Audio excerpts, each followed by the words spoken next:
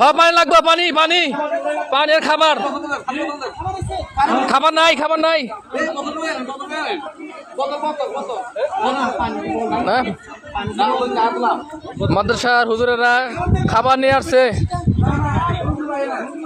কেউ আসে নাই। আমরা আটজন হুজুরেরা খাবার নিয়ে আসছে খুব কষ্ট করে এই পানির ভিতরে, অনেক কষ্ট, মানে সাথে সাথে খাবার নিতেছে। আমরা হুজুরদের খাবার নেওয়ার জন্য বালতি নামিয়ে দিছি, হুজুর এখন খাবার দেব। দেখেন এই দুর্যোগ মুহূর্তে কোনো রাজনৈতিক দল আসে নাই, কোনো আমলিগ আসে নাই, বিএনপি আসে নাই, জামাত ইসলাম আসে নাই, যাদের বাড়ি আসে নাই। আসতে কারা?